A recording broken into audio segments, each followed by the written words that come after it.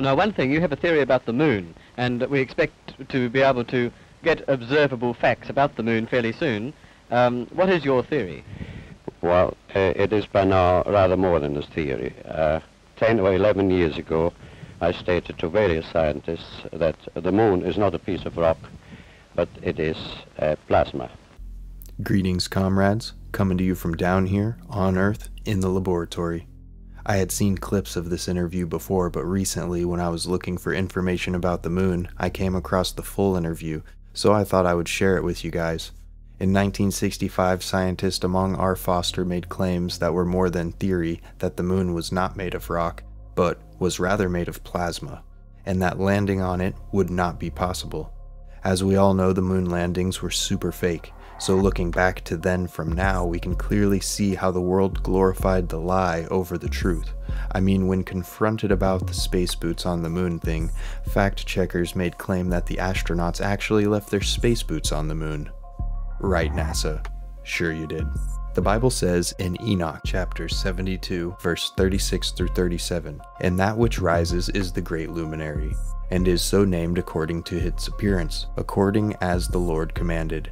As he rises, so he sets, and decreases not, and rests not, but runs day and night. And his light is sevenfold brighter than that of the moon. But as regards size, they are both equal. But science will have you believing what you're actually seeing is a mirage." I do have a rare view of Milwaukee for you. It comes from the other side of Lake Michigan. Now check out this picture. It's of the city lights that were taken last Thursday night in Muskegon, Michigan, some 70 miles away from Milwaukee. So why does Milwaukee look so close? Well, scientists have a name for it, but it's best explained as simply a mirage. So we're going to be seeing the heat build in, and we're also going to be seeing the chances for some mirages across Lake Michigan. So let me show you why. First, we'll talk about just how hot it's going to be for this extended stretch here. And you'll notice that heat indices are day after day up near 90 degrees. We're going to see very quiet weather, and we're also going to be seeing a lot of sunshine. So mirages on Lake Michigan usually unfold on weeks like this. Let's take a look at how science describes the sunset. The sun stays in its position at the center of our solar system. It doesn't rise and set, but it appears to rise and set because the Earth's rotation on its axis. So why do all these heliocentric globe believers keep saying sunrise and sunset when they do not actually even believe the sun rises or sets? Bizarre phenomenon, really. The Bible says the sun and the moon are equal in size. Scientists say the sun is about 400 times bigger than the moon. Someone is lying, and I assure you that it is not God. All up and down the Bible describes the sun as the one who is in motion, and the earth is the one that is fixed and not movable. So Professor Foster claimed that once his profound and decisive investigation about the moon not being made of rock but of plasma were proven, a complete reinvestigation of the laws of nature would be necessary. I have been able to find little to no information about Professor among R. Foster, or any information on the work he was doing, or documents, or studies. Almost like somebody made it all disappear. Almost like they made him disappear himself. I mean, the guy seemed very confident that his theory was not just a theory, and if he was unable to prove the moon was made of plasma, then why would they go and hide all of his work and any information about him?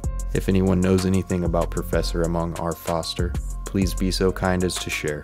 I saw in the description in the video posted by ABC News Australia, it says something similar to what I was experiencing when trying to pull this Professor Foster up. The description said, "The ABC has been unable to confirm Mr. Foster's identity beyond the entry in the production notebook from 1965. We have also been unable to find any documentation of his work." Well, that's not suspicious. My friends, it would appear we have a mystery on our hands. That the moon is not a piece of rock, but it is plasma.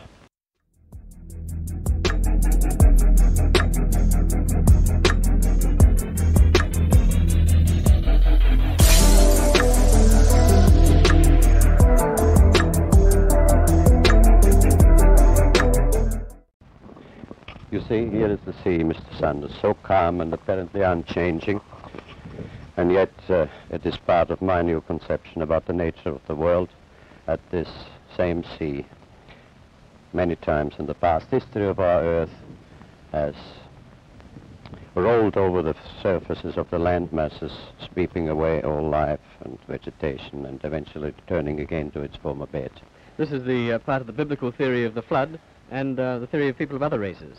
Oh yes, this actual event, the last one, is recorded in all the sacred scriptures of all the old civilizations, from the Hindus to the Bible. Mr. Foster, before we go on with that, you've made a number of predictions, scientific predictions, which you claim have come true.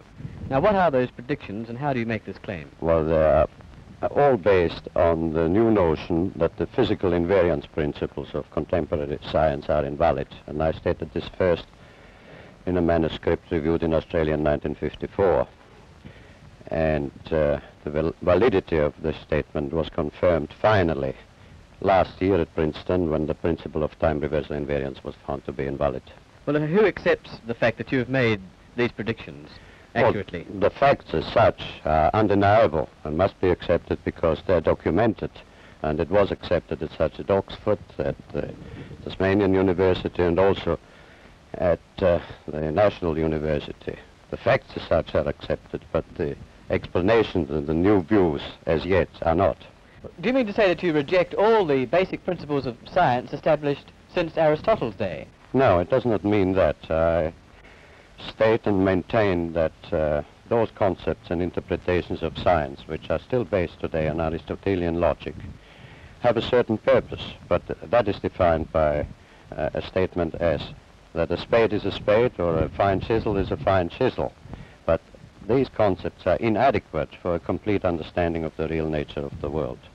How is it possible, Mr. Foster, that you as an individual can work out these theories when all the other established scientists have computers and all the money of governments behind them, and yet they apparently can't?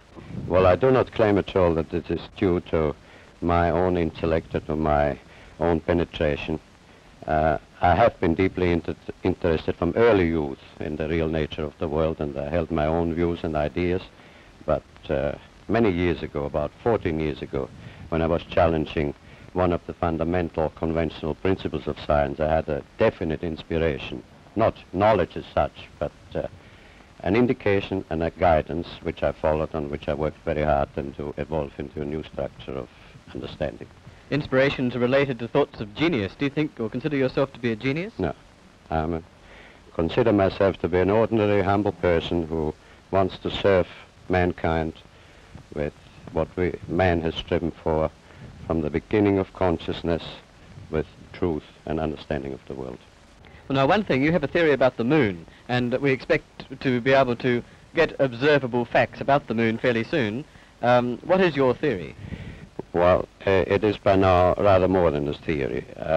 10 or 11 years ago, I stated to various scientists that the moon is not a piece of rock, but it is a plasma phenomenon, cosmic plasma, and that this fact will eventually be confirmed. I made certain predictions which were already confirmed in 1958, and the situation now is coming close to a complete confirmation. What will be the result if you're proved to be correct in your theories? The result will be profound and decisive, because it will give proof that a complete reinvestigation of the laws of nature is necessary. Because if the moon is a plasma, no man will ever land on it. The soft landing attempts will all fail. That means that the mass of the moon is less, far less, than is currently assumed. It's in a different state of energy, and it has far less mass. That means there is no more explanation for the tides. If the moon, for example, had only 1,000th part of its current mass, then the tides would only be 2 inches high under conventional theories instead of sometimes 14 feet. And that means that if it is proved that the moon is a plasma, then all gravitational theories are out, and a new concept of the cosmos and of its laws has to be evolved. Aren't you being a bit adventurous, though, because you know that we're going to be able to test out your theories on the moon fairly soon? Well, not anymore. 11 years ago, of course, it was rather taking a risk. I was considered a lunatic, of course. But by now, the evidence, accumulated evidence, is already so much in my favor that I'm not taking any risks anymore. On the contrary, there is scientific views expressed all over the world now that the moon seems to be of a quite different nature of what was assumed. But the Americans and Russians are thinking of landing men on it. Well, that will never happen. not on the moon. On Mars, on Venus, on other planets, yes, but the moon is definitely, as I assert, a plasma. Isn't there a slight contradiction? You mentioned the moon and the tides, Mr. Foster, and at the earlier part of the interview you talked about the tides sweeping over the Earth. Well, there is no contradiction there, because once the moon is proven not to be a piece of rock, but something of far less mass, and the gravitational theories are out and discarded, new concepts have to be involved which will show that the lawfulness of nature in the cosmos is identical to that in a hydrogen atom or in atomic processes. And when this is understood and worked out in full, it will be found that the physical processes of the Earth are quite different in geophysics of what it is present assumed, and that lawfully in certain periods, mostly during the ice ages, which occur every 200 million years, and there is a reason for that, the axis of the Earth suddenly tilts over. And when this happens, then you get the floods of the Bible, which were recorded before. The tides, the ordinary everyday tides have an explanation, even if the moon had almost no mass at all, because they are field effects. They're induced by cosmic pressures which exist in the field of our solar system. What's the benefit to mankind in your theories?